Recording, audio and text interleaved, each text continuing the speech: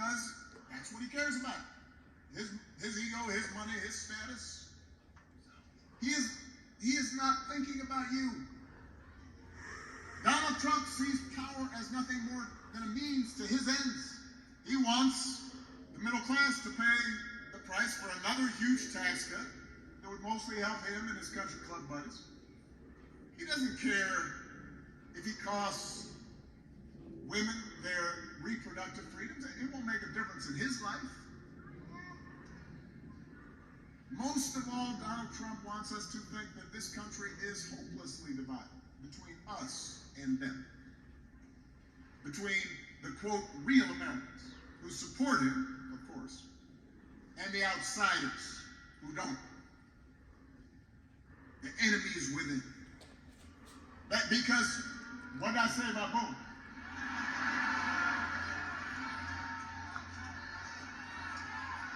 Vote!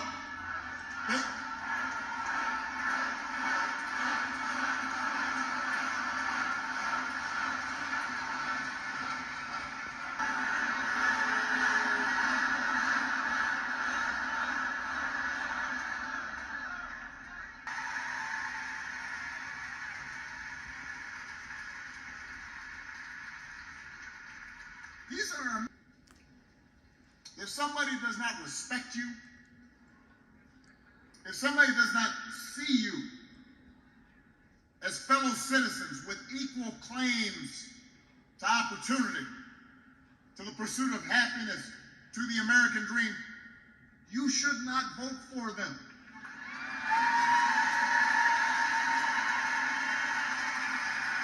You should not expect them to make your life better.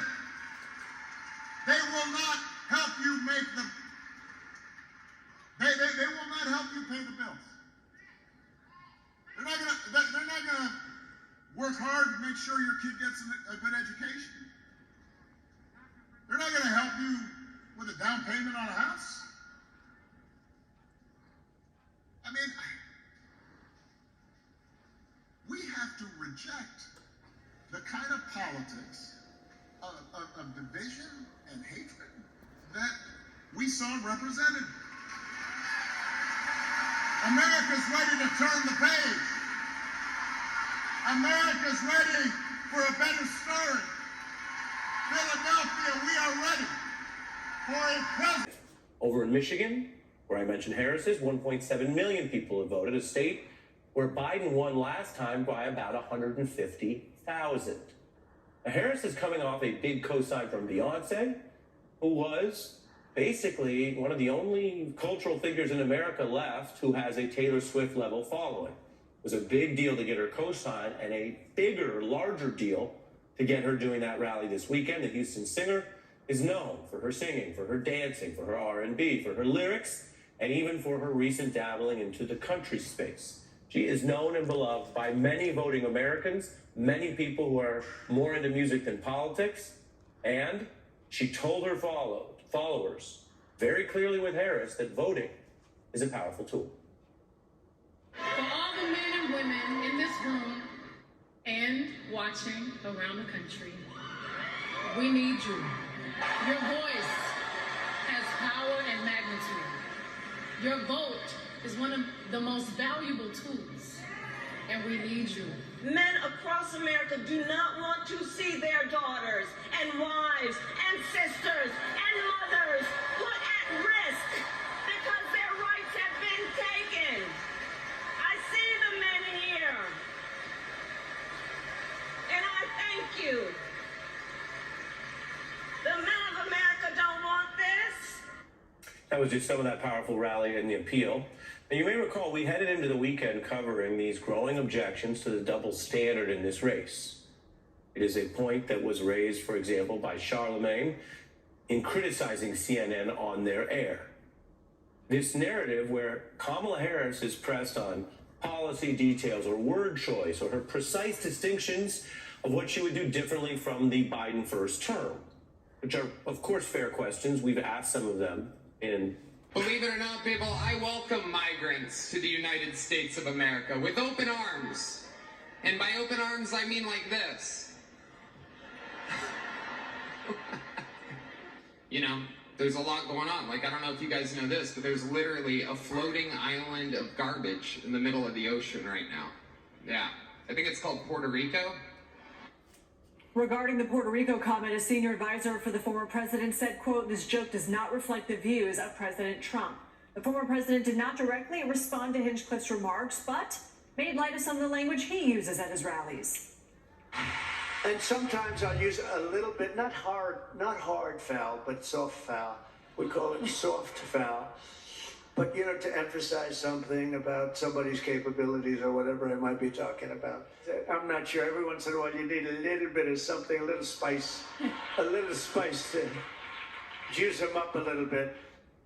Before heading to her first stop of the day, Harris paused to call out her opponent's campaign rhetoric as she works to showcase the differences between herself and Trump as part of her final pitch to voters. He is focused and actually fixated on his grievances, on himself, and on dividing our country. And it is not in any way something that will strengthen the American family, the American worker. The remarks from Trump's Madison Square Garden rally are reverberating across communities, in particular on Latino voters in the swing state of Pennsylvania, which has a large Puerto Rican population. Here's what one previously undecided voter said Monday when asked about how she made her final decision to vote for Harris. Last 4 years, it was not the best, I would say, for the country. So that had me, I really, not sure which side to pick.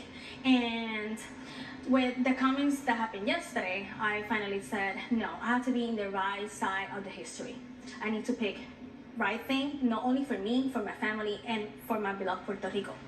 I'm joined now by CBS News political director Finn Gomez, who was at the Trump rally last night, and CBS News senior White House and political correspondent Ed O'Keefe, who's in Ann Arbor, Michigan, following the Harris campaign. Good evening to both of you, and thank you for being here. Finn, what is the Trump campaign saying about this? Well, Lindsay, just a little while ago, I confirmed a report that was initially in the Bulwark online publication that said that the sources close to the campaign said that they received a pre-approved list of jokes. They did look at jokes of this comedian in question, and they vetted two questions. They say one that had very profane words about women, including one with the C word, and then also they say that the questions that this comedian utilized in the garden in the rally last night were not on the list, and they were ad-libbed.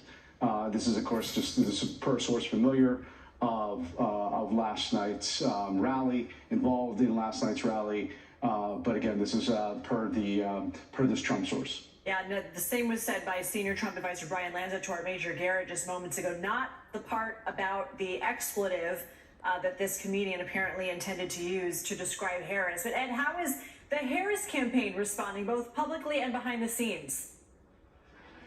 Well, even as the Trump campaign apparatus tries to separate itself from what was said, what the Harris campaign noticed overnight into this morning was how quickly this moment, this viral moment now, spread across the Puerto Rican and broader Latino diaspora and became part of the national conversation today as word of it and clips of it spread. There are indications, if you look at the data in Google Trends, that there was more searching done about this incident than there was in the hours after Taylor Swift announced her endorsement of Vice President Harris. Just to give you a sense of recent campaign-related sign of viral moments, the campaign flagged that for us.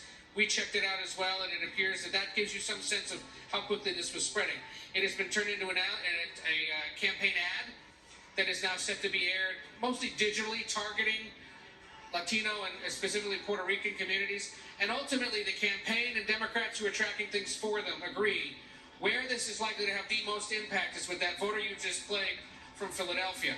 Philadelphia, Allentown, Harrisburg, there are pockets of Puerto Rican neighborhoods and communities in that area where thousands of votes are up for grabs. There was big concern among Democrats that Latino men, especially Puerto Rican men in Pennsylvania, would be among those breaking towards the former president, given his policies and his style. They now believe this may have helped stop that potentially, and certainly has at least raised awareness among Latino voters across the country. And this coincided, Lindsay, real quick, with the release of Harris's Puerto Rican sort of policy that she presented last night, timing it to this event, having a feeling that perhaps this might be part of why Trump was in New York to begin with, was to target the city and the region's broader Puerto Rican voting population. It was endorsed by entertainers like Jennifer Lopez, Ricky Martin, and Bad Bunny. That helped amplify it as well. So it's a Trump stumble that the Harris team is exploiting and was able to exploit pretty quickly. So Finn, Trump is campaigning in Georgia. It's his 10th time in the battleground state. What tone is he striking on the heels of the MSG rally? A defined one. I think he's still focusing on his two main critical issues at the heart of his campaign, which is immigration and inflation. Your daughter, your mother, we as women will become collateral damage to your rage. See this? This is their defense for what happened yesterday. The comedian wasn't the only person to speak at the rally to make a splash, so to speak. Let's go ahead and play part of this from Stephen Miller, Trump's top immigration advisor. Who's going to stand up and say the cartels are gone, the criminal migrants are gone, the gangs are gone, America is for Americans and Americans only? America is for Americans is rhetoric that might be reminiscent for some of KKK pamphlets of yesteryear. What is your reaction? So what the Trump campaign always does with this supremely harsh rhetoric is puts it in a larger context of immigration, talking about cartels. No one in this country is in favor of criminal cartels, not small, not medium, not large. But that rhetoric itself separates that if you listen carefully. America is for Americans. Well, who decides who an American is? Trust me, those who work closest with former President Trump, if they return to the White House and the Department of Homeland Security and Border Patrol and ICE, they will make those determinations. They will decide who an American is and who American isn't. And when the president talks about the larger danger to America coming from within our country than externally, you put those two things together, you have something that many voters will ponder as they come to the decision about where to vote and who to vote in this election. Major Garrett, really enjoyed your panel at the end of America Decides. Thanks for sticking around for the Daily Report. Sure. You can watch Election Night with